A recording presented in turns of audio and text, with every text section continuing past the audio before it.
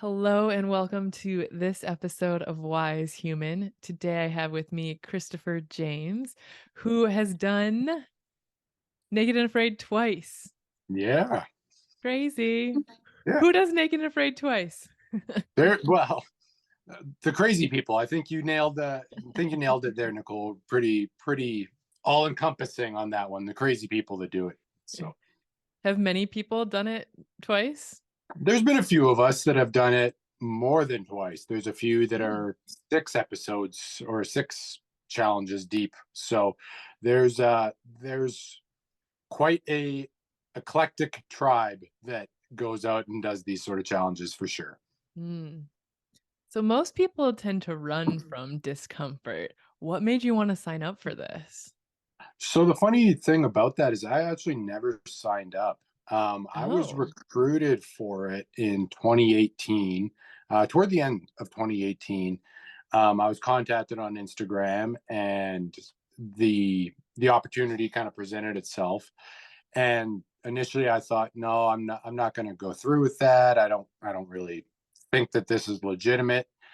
And then they contacted me about a week later saying, no, this is actually who I am, and sent a website with her contact info. And it kind of pursued. And one thing led to another. And 5 months later, I was in the deserts of Mexico testing myself. So the reason why, I decided to voluntarily go into the discomfort zone is I am a big believer in strength from struggle. And I knew that I was pretty decent in the outdoors. I teach the outdoors, and that's how they contacted me. And I've tested myself and tested my skills in my own backyard in the Rockies of Canada. And I wanted to see if my skills and my capabilities are transferable. And I found that I got a lot of strength throughout that struggle, and it unequivocally it made me a better person for sure. So when it comes to me, I'm kind of that guy that runs headlong and hard charges into things that might be uncomfortable because I know I'm going to come out of it on the other side a much better person. Hmm. Yeah, that's where we really learn about ourselves and what our limits are. I think a lot of us don't even push into our limits because we're scared of failure or scared that it might be too much, too hard, too difficult. What do you ever have that come up for you? And if so, how do you push through it? Oh, 100%. I battle with depression and self-image issues and have my entire life. So I was bullied all throughout grade school and picked on. And even though I was, a high level athlete and captain of different teams, I still dealt with the depression and the fear of failure. And on my first challenge in Mexico, I failed, and that ate me alive and completely reverted me back to that feeling of excuse me, of not being good enough. And it was something that I had to personally fight through and understand that it doesn't always make you a total failure. I was unsuccessful in this one sort of challenge, but I was able to grow from it.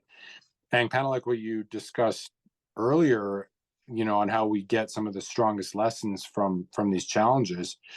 You're 100% right. And when you look at, an outdoor analogy, because obviously that's kind of one of my bread and butters, some of the most beautiful moments come after a forest fire.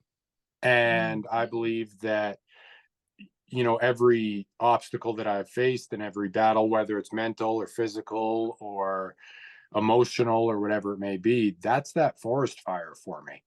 And I know that I just have to take the steps and do the things that I need to do to survive that fire or survive a challenge. And I know that I'm going to come out a more well equipped human being on the other side. So, absolutely. And, it's something that I deal with every single day are those challenges and those battles and that feeling of inadequacy. And it's made me who I am today. So I'm very thankful for every single one of those struggles. Mm, mhm. Yeah, there's blessings in it for sure, and Agreed. pushing into it and working through it, and the more you do it, the easier it is to do. Like, maybe not easier, but, like, you have more confidence in yourself. You know that you've made it through the last hard thing and the last hard thing, and those start to stack up, and then that builds the confidence to go into the unknown. 100%. You've hit the nail on the head on that one. I know that my body will tell me it's time to back out if it gets to be too dangerous or something along those lines, and I trust that Mhm, instinct that I have built.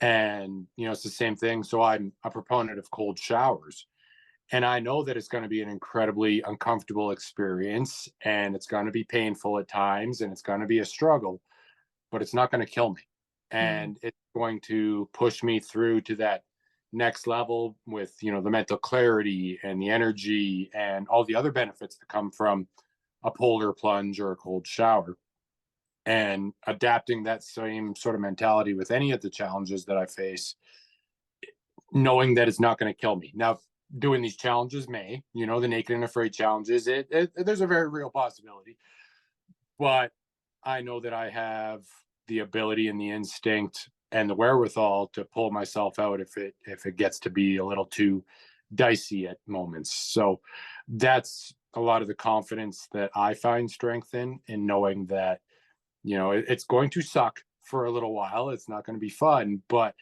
once I make it through on that other end, it's going to give me that much more insight into whatever else may come.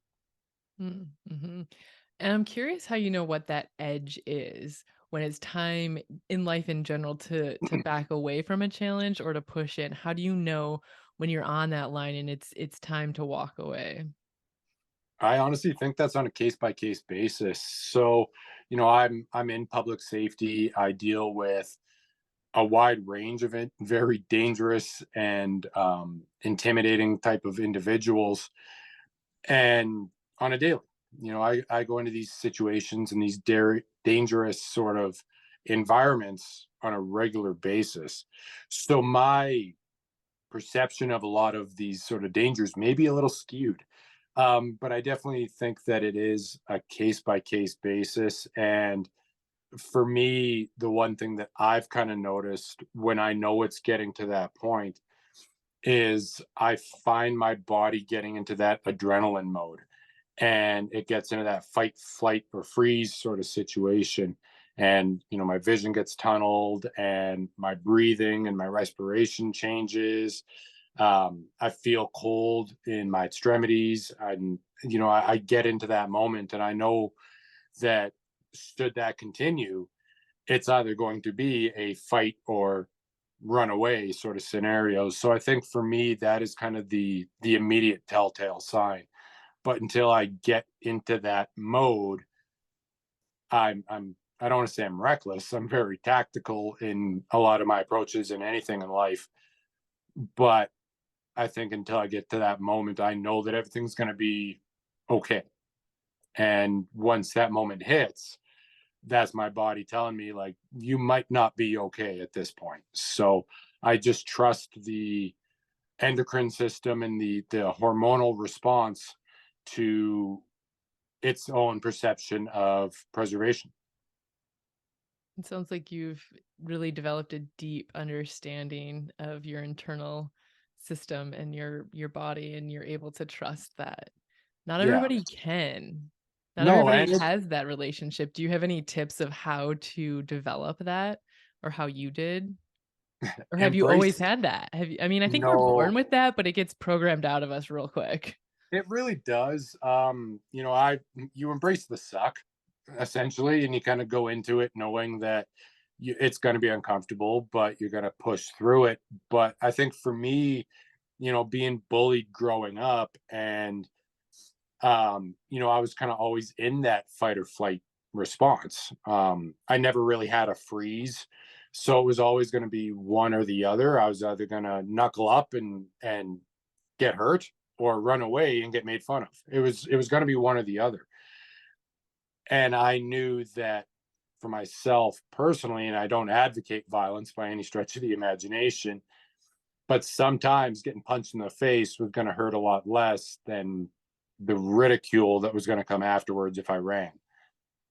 So I've always just kind of faced every challenge with that mentality, being that kid and going back to that state of mind of Chris back in grade school, knowing that he's going to get hurt physically. But it brought me to who I am today. And then being that high level athlete, I was always getting, scouted for professional football teams and everything. But then I broke my neck and everything just kind of disappeared. And I found myself reverting back to that fight or flight sort of response in that moment. I was a horrible student, so I really didn't have much to fall back on other than sports and the outdoors.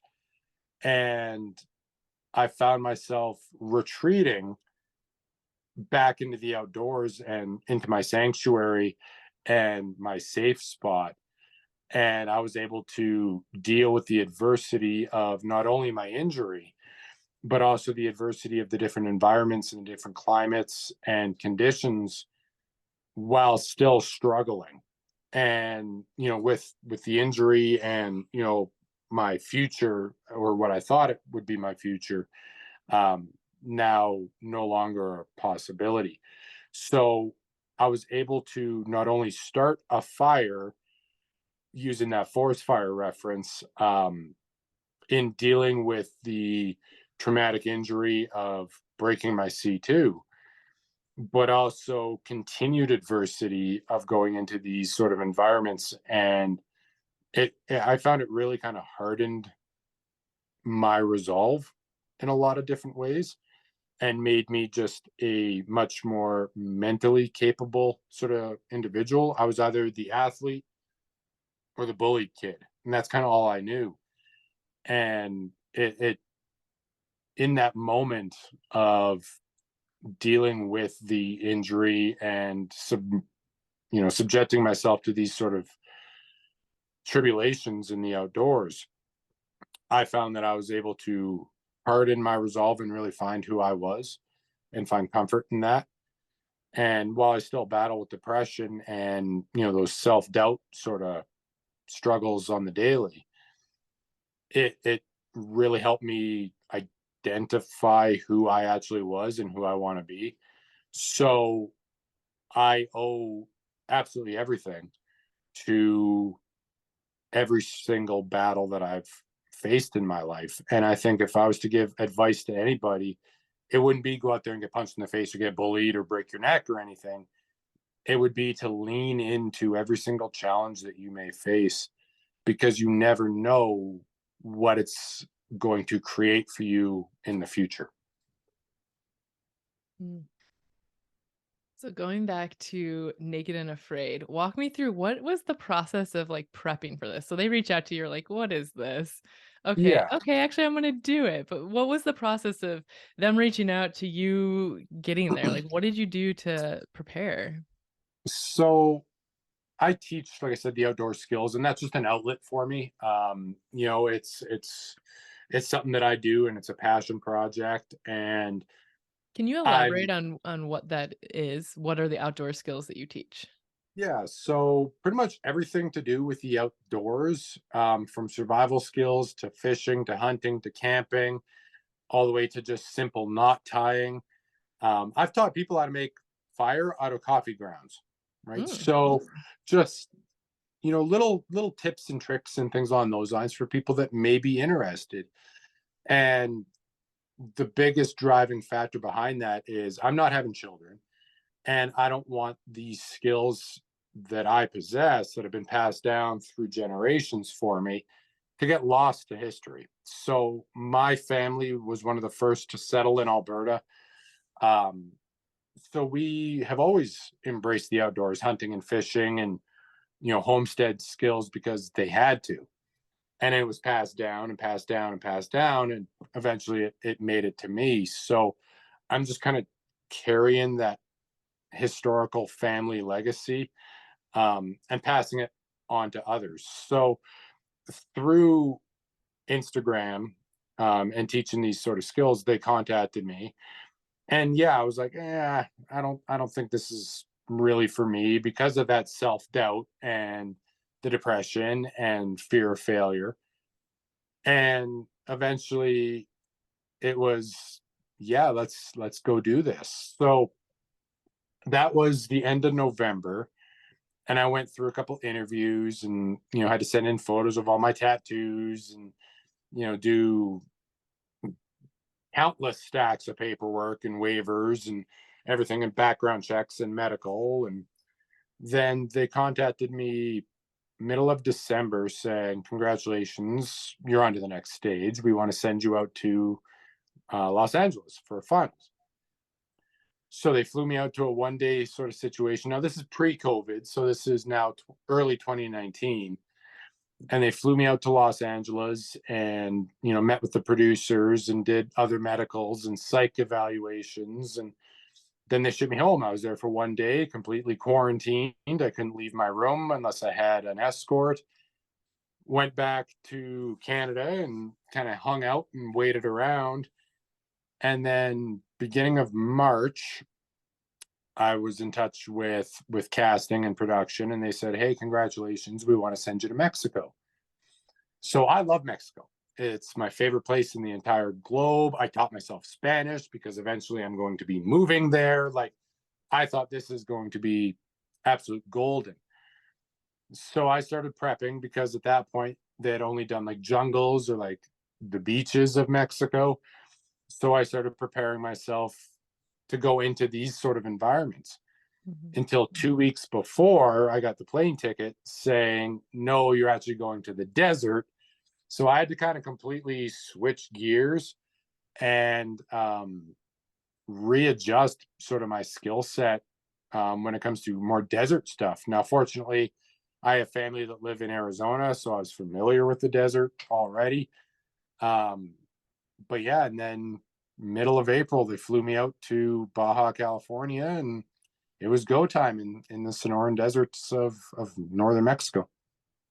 So what happens? You get there and, like, do you know you're always with another person, right? So do you meet this person, like, in the wild, or do you meet them beforehand? What's kind of the process once you get there? Yeah, so you have no idea who your partner's going to be. Okay. So I get picked up now. Obviously, it's a television show, so I mean they have to try and keep things as rudimentary when it comes to as much information as they're going to tell you because they want to keep it as real as it is. As much as Naked and Afraid is a survival show, it's a social experiment at its core.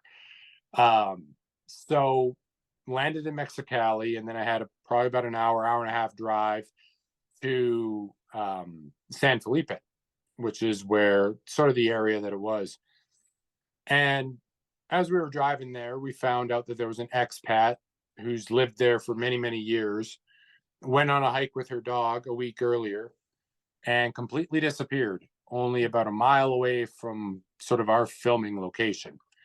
And to this day, she still hasn't been found. They've sent dogs, they've sent military, they've sent police, no idea where her or her canine is. So end up in a hotel, and I had a couple days to kind of go through the final production meetings and talk to local experts for that area. And then we kind of do our pre-interviews and everything, like, hey, I'm Chris, and they kind of start sculpting the story. And the story that they wanted me to tell was the fact that I was the first Canadian male to have ever been on the show. So it was to kind of push that Canadian sort of side of things.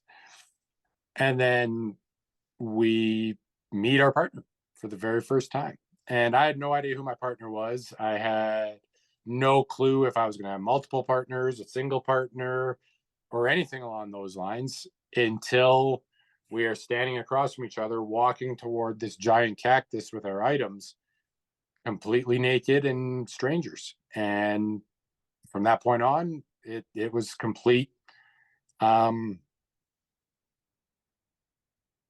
sink or swim. in that moment. You were either going to have a partner that you get along with and be completely bonded with and have the same sort of ideas, or you guys were going to clash.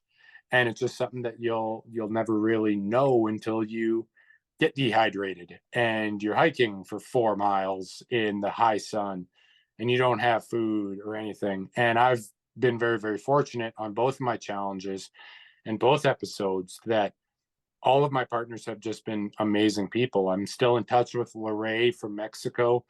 Actually, we there was a bit of a reunion last year in Mexico with Lorray and a couple other cast members, and I'm very, very fortunate that you know she embraced me and I embraced her, and we just became unstoppable. And I would ultimately love to go back in there because Lorray broke her ankle in 2 places on day 3 and had to be medically evacuated, and that left me alone for the rest of the challenge. And on our initial hike in, I ended up getting a pretty serious heat blister on the arch of my left foot, which made it very, very difficult to walk. And on day 3, that blister popped. And on day 5, the blister pad completely tore off. So I couldn't put any pressure down on my left foot. And I was pretty much just a sitting duck and ended up getting a blood infection from all the thorns and embedded sand out there called myosatoma, which ultimately led to me not completing the challenge because I couldn't do anything with my left foot. And with all the predators and threats that are out there, um, for my safety, and I don't want to go out in cougar's mouth.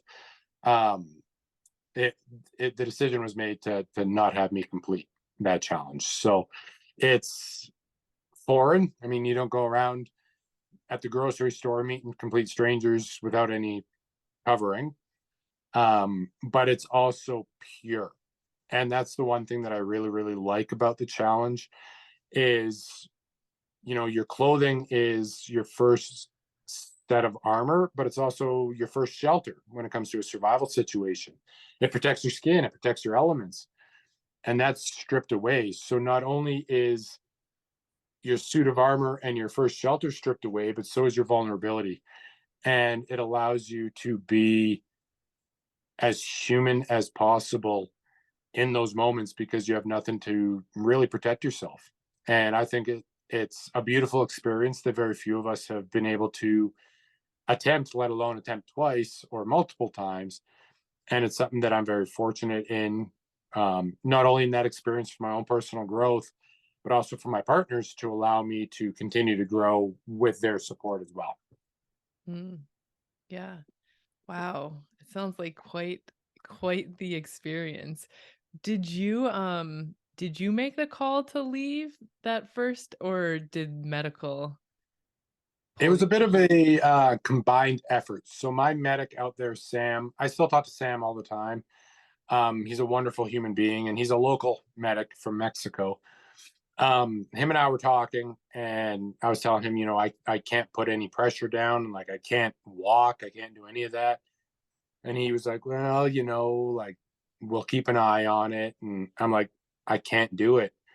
And eventually, ultimately, the call was for me to exit the challenge, and I made that decision to exit. And it was something that I struggled with in that moment, but also continued to struggle with afterwards, just because I knew in that moment that everything from my past was coming back saying that I wasn't good enough. And it was something that I had to really battle, but for about a year until that episode aired. So I got out in mid-May of 2019, and the episode aired March 26th of 2020. So right at the height of COVID, right at the beginning of it all, the episode aired. So we were supposed to do watch parties and make this one big thing, but then COVID hit, and I had that taken away from me now as well. So it was something that I had to contend with, not being able to say I was on the show or what's wrong for the better part of a year, and then rolled right into a global pandemic that had everybody else, in their own heads and in their own homes and everything as well. So it was a very difficult sort of experience within that first year after the challenge. How many days did you make it? So I was out there for 8 days, Okay. and 5 of them alone. Mhm. And I was doing good. I looked back at a lot of the wins. I caught and ate 3 snakes. I had 4 lizards. We had eggs. We had berries. We were eating yucca plant. Like, we had our shelter. We had fresh spring. We were doing good, but it was to the point where I couldn't do what I wanted to do out there, and that was weighing on me. I didn't have somebody that I could talk to out there, and in the desert, the sun gets very, very hot, and you kind of gotta hug shade as best as possible. So you're not sleeping at night because it gets incredibly cold, even more so when you're by yourself. And then you're in your shelter at during the day trying to hide from the sun. So there was a lot of time that I wasn't expecting, to be honest with you, that weighed on me out there. And mentally, yes, my foot hurt, and yes, I had injuries, and I'm sure I'm still pulling thorns out of my feet from that challenge. So as physical as that challenge was and taxing on me, it was the mental side of things that I don't think I was really truly prepared for. And I think ultimately, could I have muscled through the blood infection? Maybe. I mean, who really knows? But I think at its core, it was the mental piece that took me out of it. Can you talk a little bit more about what it was like, for the first 3 days having a partner there and then those next 5 days of being by yourself? What shifted and what was going through your head and your emotions? So humans as a species, we're social. And, having Lorray there for the first 3 days, she was the only person I was really allowed to talk to. So there's a thing called the bubble. And us in front of the camera, we have to essentially respect the bubble of the cast or the crew, and the crew has to respect the bubble of the cast. So we weren't really able to interact with the crew, and the crew wasn't able to interact with us. So the only real outlet that you would have would be your partner out there. So, Lorray and I in the first challenge, we were cracking up, we were laughing, we were just having a great time, bouncing ideas off each other. If I was having one of those moments where I couldn't put my feet down, Lorray would carry the load, and vice versa. If Lorray was having a down day or just needed, to sit in the shade or whatever it may have been, I was able to get out there and, collect the firewood and the water and look for food and improve our shelter and do all that, while she was able to kind of recover and take what she needed to do, or to do what she needed to do. But when she left, it now fell all on me. I didn't have anybody that I could talk to. I didn't have anybody that could carry the weight if I needed to recover or do anything. It all fell on me. And it got incredibly lonely. And, yes, there were people around, there's sound guy, the camera guys, the medic, the producer, the assistant producer, but I couldn't talk to them. So I'd see them talking to each other and I couldn't.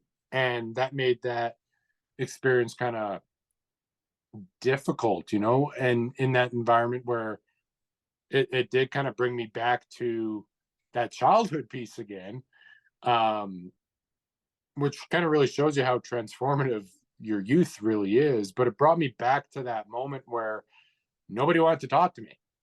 Nobody wanted to hang out with me. Nobody, to talk to or anything. I was just kind of that loner. And it kind of brought me back to that moment. And I think that's really what kind of spiraled it down, in that I wasn't able to not only do what I wanted to do, I knew I had the skills, but I wasn't able to really get out there and do it because I was injured or in the shelter, not getting burnt alive.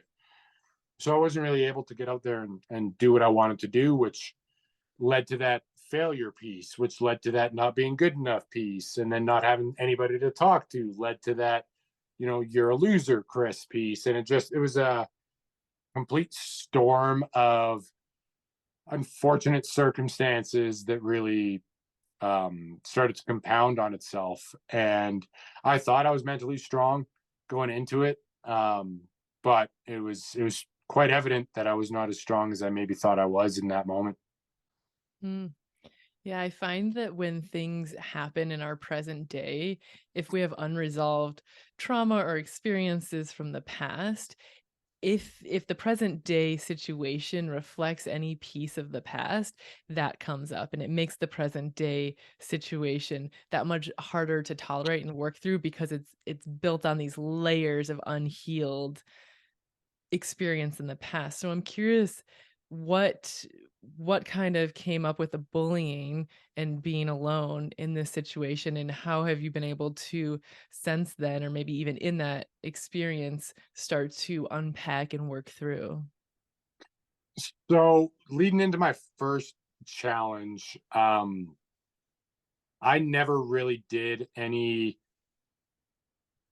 internal personal growth exercises. So I never really looked at, the cold showers that I was talking about earlier, or any guided breathing exercises or personal growth, seminars or books or anything along those lines. I never really did it. I just kind of went old school, small town country boy and just shut her down. It never happened. It's never going to come back. Real men don't cry. Went back to that sort of mindset because that's kind of what I was growing up. I kind of had to not show any of that weakness, sort of thing. And then since coming out of it, um, I've kind of adapted a little bit more of a it's good to be a strong stoic individual, but vulnerability doesn't really make you weak. And I really sort of started to unpack and unravel a lot of the skeletons in the closet at that point, um, to kind of process through things and allow myself to kind of feel things and allow myself to know that it's okay. And one of the coolest things about the entire experience after the first episode, because honestly, I've probably only watched that first episode two, maybe three times because it's uncomfortable for me. And it's a good episode, and it's something that I could say that I was there doing, and it allowed me that opportunity to really journey into that growth phase of my life.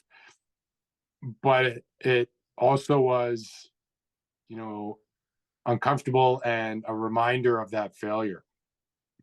But after the episode aired, the amount of support that came out for me, um, and has continued to show, has was completely unexpected. I went into that episode expecting to fade into obscurity within 5 years, and I was okay with it. Like, it's a reality television show. There's a short period of life that people are going to remember you before the next group comes in. And with the fact that my showing was maybe not one of the strongest, um, I was expecting to fade into obscurity that much quicker, and I was okay with that. But as soon as I got out of the challenge and I was going through, the depression and everything again, and after the episode aired, almost immediately a petition started up from fans saying, bring Christopher James back on. He's a great survivalist. We want to see him again. And that petition was signed by close to 300 people from all across the globe, from like Thailand and Brazil and the Philippines to all throughout the States, like everywhere, the UK. It went around and was signed by a bunch of people. And then a Facebook group popped out, and the Facebook group was called the Christopher James Campaign. And it was all about the people that wanted to see me back out there. So it was a fan page made by fans pushing the network and pushing production to bring me back on. And same with the petition. It was people writing the network and writing production saying, bring Chris back, bring Chris back. And just that outpouring of support was something that was so unexpected. And it just goes back to, our earlier conversation of the struggle and stuff isn't going to kill you, right? Because for all you know, something beautiful might come out of it. And that was kind of my something beautiful that kind of came out of all of it, was the hundreds of people that I've never met before in my life reaching out to say, we want to see him back. And I thought that was one of the most humbling and unexpectedly beautiful experiences out of the entire thing. Like, people, like I said, writing into the network en masse, like hundreds of emails and handwritten letters and Facebook messages and Instagram messages and TikTok messages and everything was going and bombarding the network. And it was just that support really showed me that I didn't have to face a lot of this alone, and that it was okay to be um vulnerable in that moment. Because the episode itself, like, I cried in it a lot. And they captured that and they had to tell the story, and I get it. And the amount of complete strangers that came out of all avenues of the globe motivated me to continue on with teaching the skills and everything. I didn't really push to go back. I thought my time had come and gone. And eventually, whether the network was annoyed and said, okay, we got to get him back, or they said, okay, there's something here. 3 years later, I went again and did it all over again. And I unequivocally attribute that to every single person that supported me in those 3 years. I want to hear about the second time, but first, I want to ask, all of that support that you got coming out of this experience, how did that feel for little Chris? Like, was that healing? Um, I think for little Chris, it was validation. So yeah, I definitely do think, the healing part was there. It was that um reassurance piece of, yes, you are appreciated. Yes, you are important. Yes, you are wanted. Yes, you have value and worth. So I think it absolutely was therapeutic for little Rugrat Chris, for sure. And it's that dangerous balancing act, though, because yes, it feels good to have the validation and everything from others. I've found personally in my own growth, and in watching others go through their own healing journey, that they start to become addicted to that, and they don't truly really heal. They don't really truly unwrap and unravel the cause, right? They get that immediate high and that rush of, oh yeah, this is awesome, I have attention. But just like in anything, that attention is eventually going to dwindle. And then what does that mean for you afterwards? Right? Are you going to revert back to who that is, or who you were before? Or are you going to take those blessings and continue to grow and understand that, you do contribute to many people's lives, and they may not always show it all the time, but it doesn't mean you're any less. So I think, finding that balance was a little bit of a touch and go experience for me off the first bat, because it was one of those things, like, I have all this attention, and then the petition kind of died off a little bit, or the push kind of died off a little bit. And I went back to, oh, it's that bullied, not good enough Chris again. So, that was what I kind of attribute stage two for me in the personal journey of, while it's nice to have that validation, and don't get me wrong, like, I get it in my daily life and everything too, but seek the validation for yourself as well. So I really dug deeper into my outdoors sort of stuff. I dug deeper into the teaching part. Like I completely rebranded. So I changed my logo, changed how I did videos, started a mailing list, started a YouTube channel, like completely deep dove into that. I started merchandise out there. And, so I just kind of deep dived into that and continued to really pour my energy into there and, finding the wins. And I found for me, my win is giving back. For me, I've never been a selfish human being. It's always been, again, public service. It's putting others ahead of myself, but it's allowing me to give back. I find is almost my, for lack of a better term, atonement for going through what I went through. Most people would become a shell of themselves and reserved and not put themselves out there. And I find for me, it's more therapeutic to give back and show them, like, you didn't impact me then, and you're not impacting me now. So I donate 100% of my proceeds for any of the merch or anything that I do. It's donated 100% to wildlife conservation, and I give back to things that I'm passionate about. I've given back to mental health. I've given back to Red Cross. I'm able to give back, and that to me fills my cup and allows me to have that personal validation via the support of others as well, knowing that the community that I've built, that I call my lion pride, my community and our community as a whole is doing a lot of real good things in the world. And I think that is my why and my purpose out there. Is the show cool? Absolutely. Is my daily job neat? For sure. But I think my why is to leave the world a better place than the one that I inherited. And I'm very, very fortunate that through the show and through my education, I'm able to build up a team of like-minded individuals that support that cause. And I think that is one of the coolest things that I have ever accomplished in my life, to be honest with you. Mm.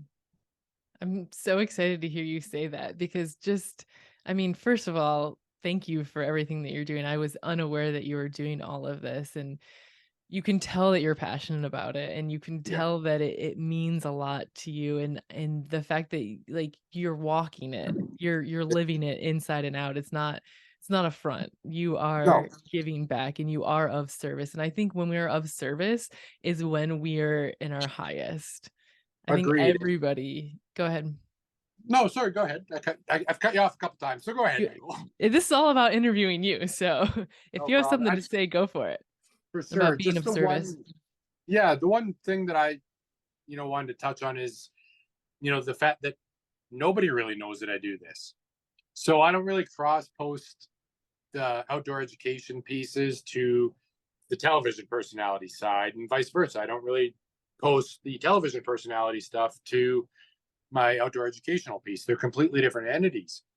And it's not something that I'm out there waving the flag saying, look at me, look at me, look at me. It's that quiet resolve sort of thing. I've never been a chest beater out there saying, look at all the good that I'm doing. I think it means so much more when it comes from somebody who's not out there tooting their own horn. That it's not about their own personal image and it's not about their own personal brand per se, or the accolades or the recognition that they get individually. I think it means so much more when it's a combined effort. And, it's not just me that's doing it. It is my lion pride. It's our lion pride. It's our community that has made it what it is. So while I may be the face, I'm not the voice. And it's everybody that has supported the vision. I mean, our vision, we were able to adopt a lion in Africa and, allow that conservation effort. We do a lot for, the predator conservation and the balance out there. And it's not me doing these donations. It's the community. And I can't take the credit on it. I really can't. And that's why I can't say, you didn't know what I was doing. It's people don't know what we are doing. And Mhm. it's a united front of people that are like-minded individuals that may or may not want to learn skills or do the show or even go camping. But it's the mission and the vision of what we want to accomplish. And that's leaving the world better, be it us as a human race or the entire biodiversity of the planet. And I'm just incredibly fortunate for absolutely everybody. So yeah, it's all about doing it in the shadows for me. Beautifully said. And I want to acknowledge you for being the facilitator of this. Like, I want to give you credit for that. And I Well, hope I thank you hope you very know much. how much the world needs that and how important it is. Like, Yeah. yeah. Yeah, it's greatly appreciated. I'm a bit of an enigma, that's for sure. I mean, I'm sitting there saying, I don't want to go out there and increase my brand or wave my flag or anything along those lines. But I've walked around naked on television now twice as a personality. But what you kind of see on the television is what you see in real life. Like that is who I am. Mhm. And I know you wanted to touch base on the second episode, and you know, there's a few items about that episode that I want to share for sure. Um, but that second episode, I always call it Christopher James 2.0. So not only was I 70 pounds lighter than I was between the challenges, it's a completely different mental acuity and awareness of self that I think helped make the my experience personally just that much more special. What was the time difference between the 2? Did you say 5 years? Three. 3 years. So I filmed April and May of 2019 for the first challenge, and the second challenge was June to July of last year, 2020. Okay, and where was that? So my second challenge was in the Limpopo province of South Africa, Okay. and I only had a 1 month lead up to prepare. So I got an email saying congratulations. I said for what and when and where because I had nothing prior to that. It was just an email out of nowhere saying, "Hey, this is where we're sending you." And I had to get immunized. I had to go through essentially the entire process all over again because of the delay. So I had to go through the background checks. I had to go through the psych exam. I had to go through the medicals. I had to go through all of that within a 3.5 week phase before flying out to South Africa and doing it all over again. That's rapid. It's Although quick. you had already had an experience, so you had a little bit of an idea of what that would look like. What was your mindset going in this second time? How was it different? So there was a couple things different. The first episode was I felt like I had to go out there and showcase my skills and play into this Canuck in the Buck, first Canadian sort of um, story that I personally wanted to tell. Right, being recruited and headhunted to do the show, I felt like I had to show my worth out there for it. The second time around, while yes, I felt like I had something to prove, that wasn't the motivating factor for me. My motivating factor going into it was I wanted to prove to myself that I was mentally strong. I knew I had the skills to do it. So I wanted to showcase that I could do it. And the two things for me that really kind of drove me for that, and I touched on it a little bit earlier, was the fans and all the support. I wasn't out there for my redemption. I was out there for our redemption. And I said it on camera multiple times. And unfortunately, I mean, you have 21 days of footage from 5 or 6 different cameras, right? A lot gets missed in a 80-minute episode. And I understand that. Um, but my one driving force was everybody that believed in me and supported me. I wanted to cross that finish line for them. And like I said, it wasn't my redemption, it was ours. And they were out there with me every step of the way. And the second part was just have fun. So when I did it the first time, we do things called like more photos for like our headshots. And, you know, for me, for the 8 days that I was out there, I was stone faced and trying to look like this big badass sort of guy out there. But the second time around, I smiled every single one, everyone. And I, it's a little bit of the petty side.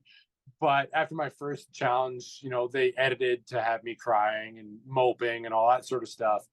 I went into the second one with my own personal mission of I'm not giving them anything that they could edit poorly. I was like, I ain't doing this again.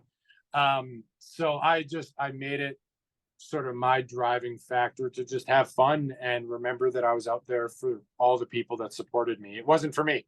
I thought my time was done. It was for all of them. So tell me about your partner, meeting them, and what your dynamic was with this partner. So the cool thing with episode 2 was it was a pure redemption challenge. So everybody that was out there had done it before and Okay. weren't successful. So it's called the Tribes Challenge, and there was 4 of us. Now the way that this challenge kind of works is you're with one other person for the first 10 or 11 days, and then on day 11 you merge. So the 2 people over here and the 2 people over here, we come together and we form one big team of 4 if nobody tapped out.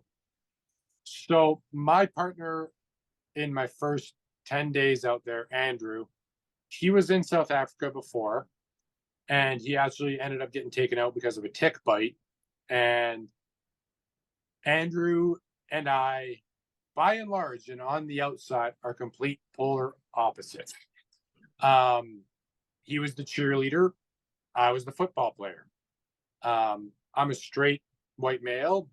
He's a gay male. He grew up in a Baptist church. I grew up in a Greek Orthodox church. So it was just by and large, we're 2 incredibly different people.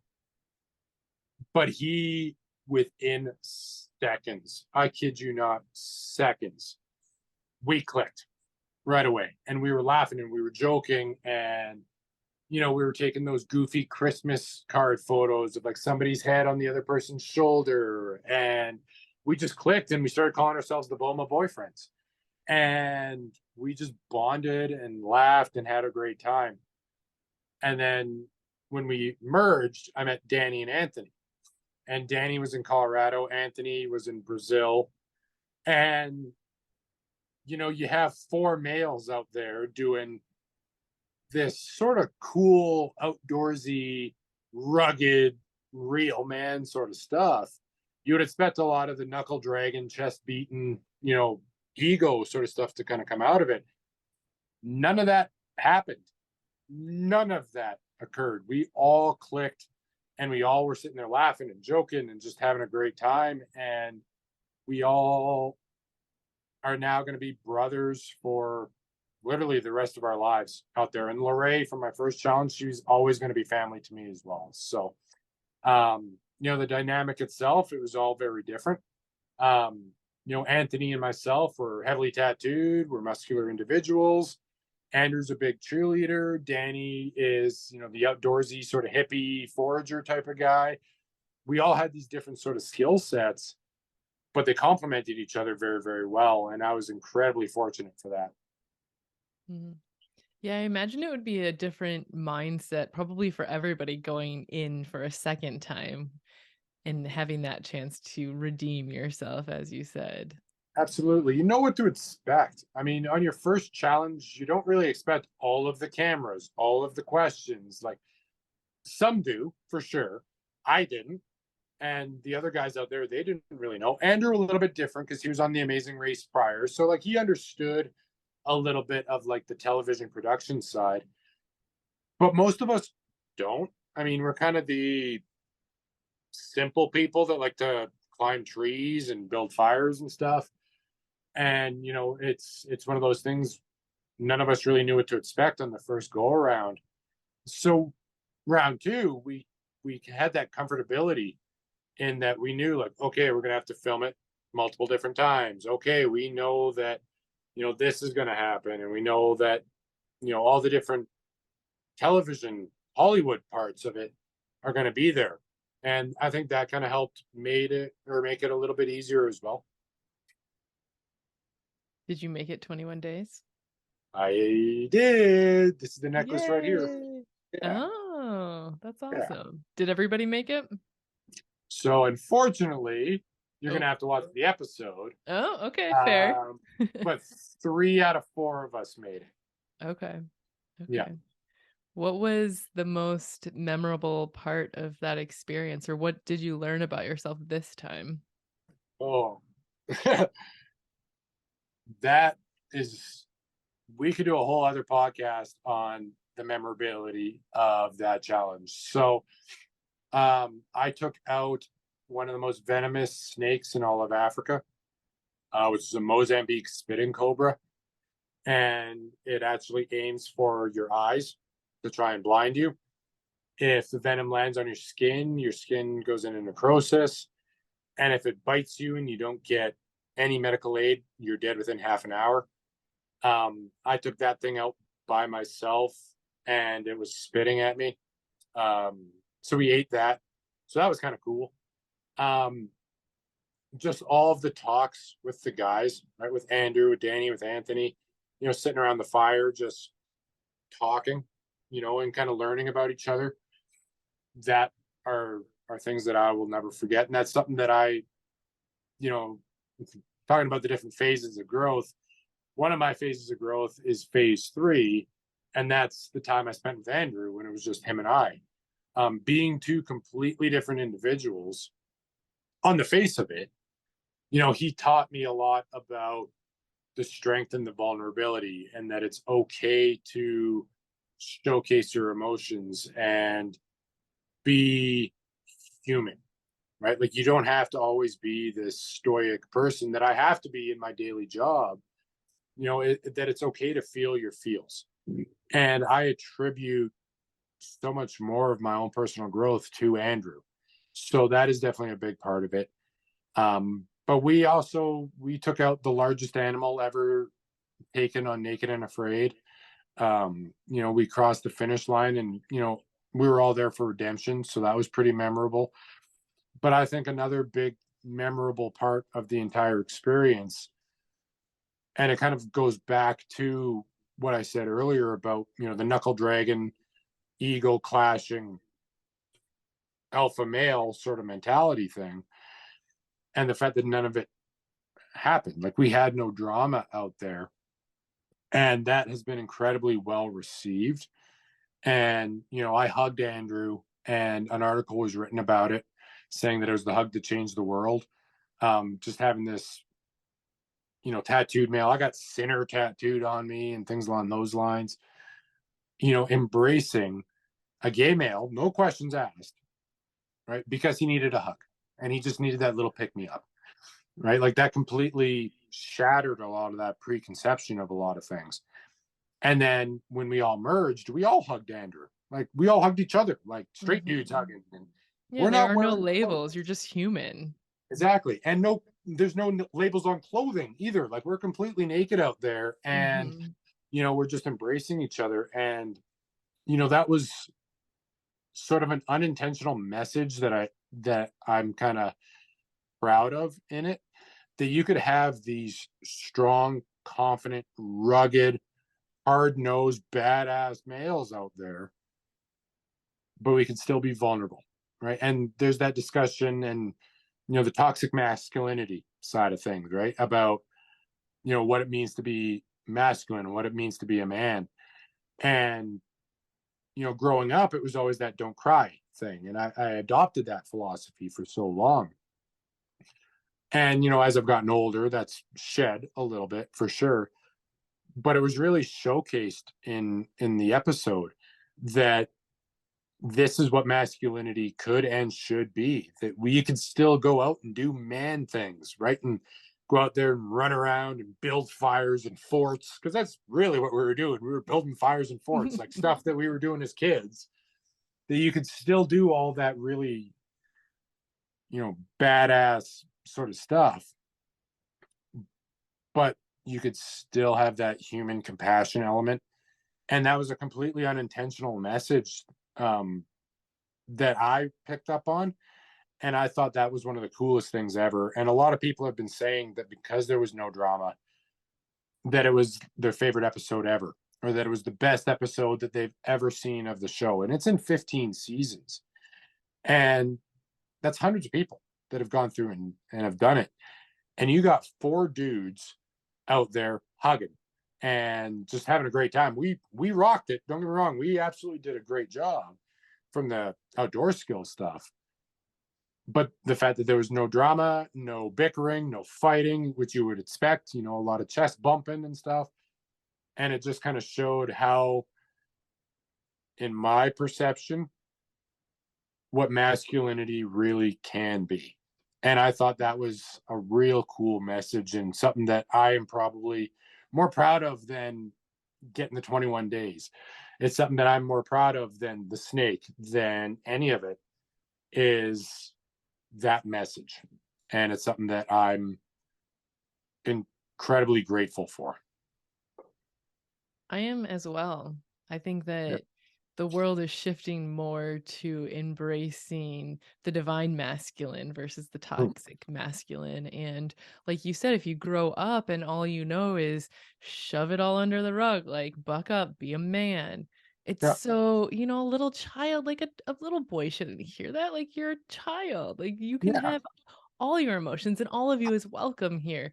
So I think that that's incredible and amazing and beautiful that you guys just naturally are showing that to the world through your experience because you were all open Yeah. and did the inner work to be able to be like that. And I think also there's probably an element of being in a situation where you're naked and you're in the middle of nowhere and you need to survive together that kind of breaks those walls down. It does. It does. And, like my dad raising me, like that was all he knew growing up, right? Like I don't fault Mhm. him or anything along those lines. And, my mom has immigrant parents and stuff, and they fought in the war and everything. That was all they kind of knew. Right. So I don't fault my childhood whatsoever. It helped build a lot of strength for me in a lot of that. Um, and yeah, like, migrating to the fact that it came naturally, it really did because, on the surface, Danny and Andrew, they're more similar, right? They have that little bit of a softer, more in touch with their emotion approach to things prior to the challenge, right? They were just a little bit more in tuned with the emotional side of life, whereas Anthony and I, not so much. And I honestly think that's probably one of the reasons why they split us up and had Danny and Anthony together and me and Andrew. But the fact that we didn't really need to discuss it, we had all the same priorities. And yes, we're sitting there and we're trying to survive one of the most rugged environments. You would expect someone to kind of step up and say, we're doing it this way. None of that happened. We all just went with it. And we all had that fluidity and that understanding that, okay, Anthony might need a day. Danny and I, we didn't look at him as weak. We didn't do any of that. We picked up the weight. Andrew might have needed a day. The other three of us would go and let him take what he needed. Like there's no question about it. We always just had each other's backs, and it wasn't a topic of discussion. Like we didn't discuss it or anything prior. It was just something that happened organically, and I thought that was kind of real cool to see. Mm, very cool, very beautiful. Yeah. Yeah, I'm excited that this shift's happening and that you're talking about this and more people are talking about this because I mean we could do a whole episode on it, right? It's Oh, so for sure. important for both the masculine and the feminine and the Mhm. future of humanity. But I completely we're agree. getting to time. So I No have a few problem. final questions for you. Sure. One, how can people get in touch with you if they want to contact you? So I'm available pretty much everywhere. So if you're interested in the outdoors education and the mission that I discussed earlier, you could find me on Facebook, Instagram, and YouTube at Be a Lion Outdoors. That's Be a Lion Outdoors. But if you're interested in just following the television side of things, that's okay too. You can find me on Facebook as well as Instagram. On Facebook, it's Christopher James of Naked and Afraid. And on Instagram, it's Christopher James underscore NAA. Excellent. And those will be linked in the show notes as well. I apologize in advance for all those links for you, Nicole. Not at all, not at all. I want people to be able to get in touch with you and follow you. Absolutely. Um, what is your current life motto or mantra? My current motto, and it's been a motto that I've had for an incredibly long time, is live your dash. What does that mean? So, live your dash to me is on your headstone or your urn or whatever it is, you have your birth year and you have your death year, but it's separated by a dash. And the most important thing to remember is not the day you were born or the day that you passed on, it's how you lived that dash. So for me, it's always kind of been as of recently, over the past 5 or 6 years, it's been live your dash. And it's just to kind of make the most out of everything that you kind of have, um, and be grateful for it. But I also would be remiss if I didn't say I didn't have another one that I say all the time. And you will find that on both my accounts. It's stay wild, right? And whether you stay wild crocheting, if you're out there just belting it out in a choir group, if you're running around naked in unknown areas of the world, embrace your wild side because your wild side is your playful side. And that will bring you back to your childhood when you were a little bit more carefree and you were able to just play and be that wild child. So live your dash. And while you're doing it, stay wild. That's where the magic is. Hmm. Yep. If you could tell every single human in this world one thing and they would fully receive it, what would that be? It gets better. It always has the opportunity to get better.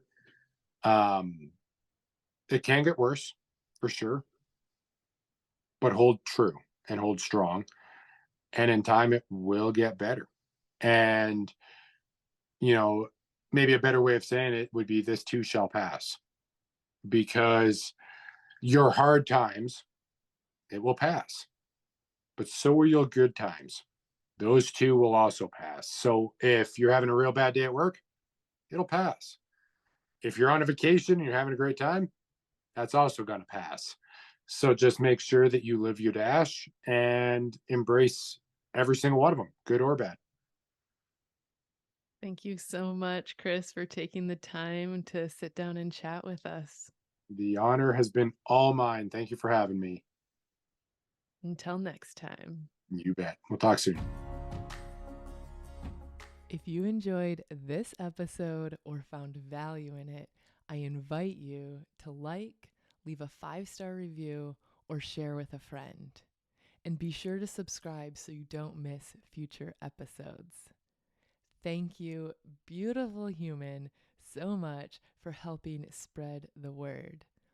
Blessings to you. Until next time.